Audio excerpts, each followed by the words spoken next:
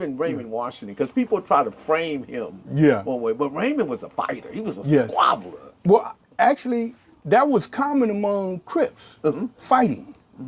Fighting, lifting weights, that was the thing. Be careful who you talk to, because you'll never know who the informant is, who the cooperating witness may be, and you never know somebody who was a friend today may have been flipped the night before and become your enemy tomorrow.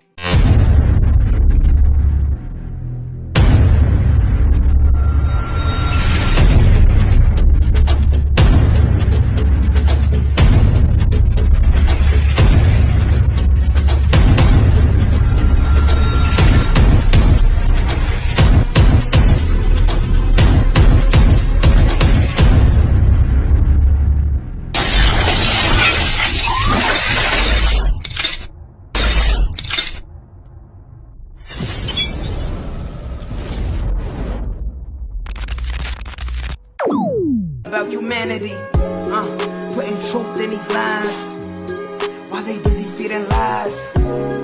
When you got that tunnel vision, gotta open up your eyes. Wake up and go to sleep. Man, I'm praying all times. And to my guys, they know other side. This for my brothers, I'ma pray with y'all shine. Lock the door. Go ahead, lock the door. Lock the door. Go ahead, lock the door. Yeah, you already know.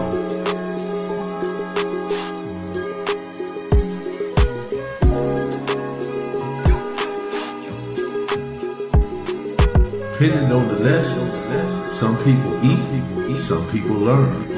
But the game is going to send you big. But before I was even a gang member, I was a Muslim.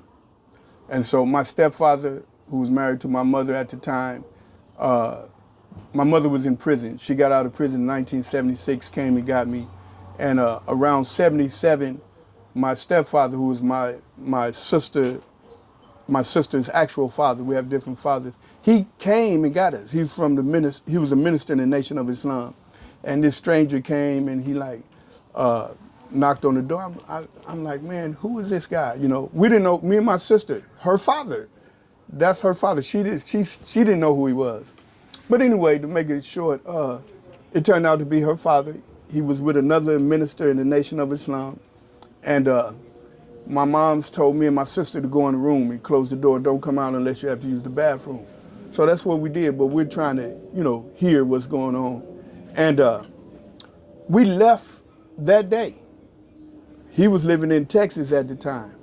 And so we packed everything up and we left that day. And so that began my journey with my first form of Islam, which was the Nation of Islam. So we did that for a while. It didn't last that long. My mother and my stepfather fell out. And ultimately I ended up back in California by way of Phoenix. We went to Phoenix first, then came back to California. And that's when I was in Watts. Over there they had a set it wasn't a set then, but it was the set called the Front Streets. Those was my partners. Dre and them, and, the brother Phil, Murdoch and all them. It was no Front Street. And Murdoch, he was closer to my age. Andre was actually my age. He's rest in peace now. They ended up calling him Dre. All them dudes became Front Streets, but before that happened, I moved down Central and ended up, and I met Baby Too Cool, who was running the Shack Boys, and Big Bob, Skull, Monk, these cats was running the Shack. And so we hit it off real good, and that's when I became a Shack Boy. What was your biggest challenges as a gang member, if you can share? Challenge? Yeah. That's a good question. That's a good question. There were a number of challenges, but one of the things that gang members do, and no matter what generation, they become actors in a sense. And I know some people may be offended by that, but the truth is proof, right? And what I mean by So that is it a is, form of cosplaying? in a way, because look, think about it like this. We get up in the morning. This was when we was banging. Now, it's a little different now as far as the attire, but back then, gang members had a very distinct attire. We wore the brims, we wore the long earrings, the Crips in particular. In the left ear, we had canes with the blue rags tied to it. Color-coded. Color-coded. But this was even before the color-coded even became, it was just the blue rag, red rag. So, but blue was, predominant, obviously, for Crips. But it was more about the leather jackets. We were definitely into the waistline leather jackets, the biscuits, the Stacy's. Dutch boy hat. Yes, sir. The Borsalinos. And so that was the thing, And so when you saw Crips, you could see them down the street.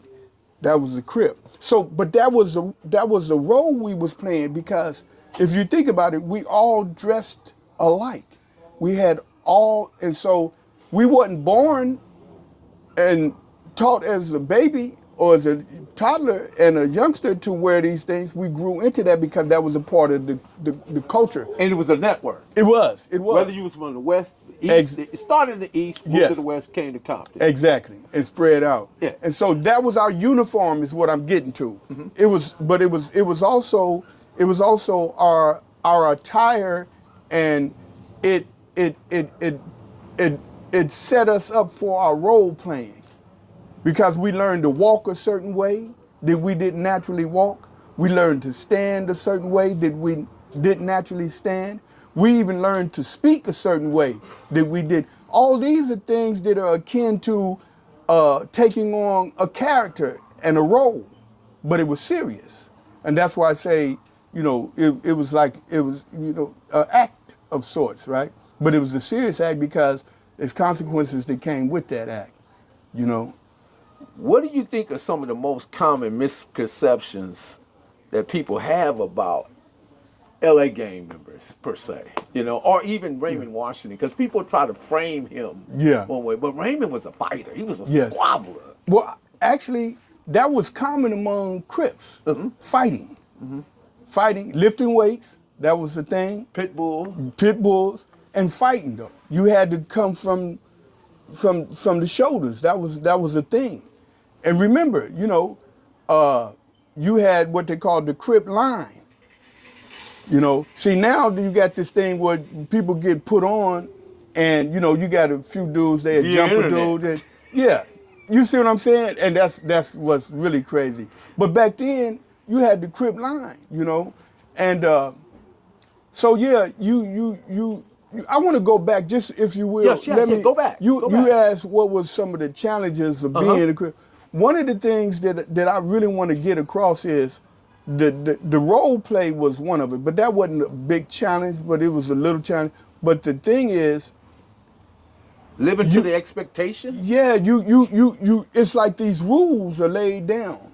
That many of them are tacit or verbal unspoken. and nonverbal. Exactly, that's what I mean by some of them are tacit rules that you just knew, right? And you developed a certain instinct as a gang member, right? Like, for example, I remember. You can't really distinguish it too much except with the colors now, but I remember we used to be able to tell Bloods just by the nuances of their behavior, right? You couldn't tell by the clothes when they would wear certain things, because a lot of Bloods, in the 70s, they didn't wear that like they do. Yeah, and like a lot of Bloods and Crips wore tees. We used to call them tees. Or we had the mock tees. They had Sir George's on Central. Used to have the mock tees. Or you go to Arthur Williams, or down there to the Jew downtown LA. Or Don Savage. We used to go over there by Holmes. But my point is, that became a survival skill, though. Being able to distinguish different cats from different sets, especially if they were what the youth call now ops, right? Because it could be the difference between a beatdown, which was more likely back then, or a shooting. You know what I'm saying? And surviving, if you could, you would. But but back to the challenge. The challenge was when it got very dangerous, when the shooting became amped when the wars between the 60s and the A-Trays and the Bloods and the Crips became very, very heated. Like I was from East Coast, so our arch enemies at the time were SWANS, right? And so there was a time we would go to the same parties with them. And the worst that would happen is a fisticuff. We'd fight, you know, somebody might get jumped or whatever, and that was it. But then when the gunplay became predominant in the gang culture and activity, then now you got a situation where you walking down the street. We used to ride the bus a lot back then. You know, a lot of us was young. We didn't have cars. We had bikes or whatever. Some of us had cars. If you on the bus, you subject to go through, you going down Central, like back then they had the number 3. And if we wanted to go downtown, we'd take the number 3. But the number 3 would stop all the way through like 2 or 3 different blood hoods. Cause you had, Pueblos, yeah, they had the villains. Pueblos, the villains, the 20s, and all that. And so they would sometimes get on the bus. A pack of them, they'd get on the bus, and the beatdown would begin right then, or the scuffle or the fight. So those were some of the challenges, and surviving being shot, because in the 80s, it was the era of the drive-by. It got real heated in the 80s. So you could be walking down the street somewhere and they coming, you know, and we had a lot of shootouts, you know, with the SWANS, and we didn't have a lot of issues with other Bloods and sets, really. Ours were right next to us. You know, now, you know, you got these wars with people that's on the other side of town, you know. We didn't have that really. Our challenge was being so close to the SWANS. We grew up together. We went to the same schools. So they knew where our mothers and fathers lived, our brothers and sisters, we knew where they lived. And so if it was a person among them that really wanted to get at us, they could bring it to you. So that was a challenge. You had to be able to keep your head on the swivel and survive in the streets as best you could without getting shot up or beat damn near to death. So that's the challenge I wanted to mention. Lock the door. Proof of grind all the time. Music money. Got a dollar sign. Hub City. I'm a street nigga. Streets fuck with me. I'ma keep pushing products till the feds get me. It's guap off top. Diamond Cartier. That nigga wall won't give a broke bitch the time of day. They see me climbing. They see me shining. That's hard work. Proof of grinding. New money got me tipping in that 550. Ali, bad man, and I'm so pretty. I got that tech with me. That's my hater sprayer. Go big, grind now, nigga, play later. What can I say? I'm addicted to this paper stacking. And I don't talk about it. I just make it happen. Word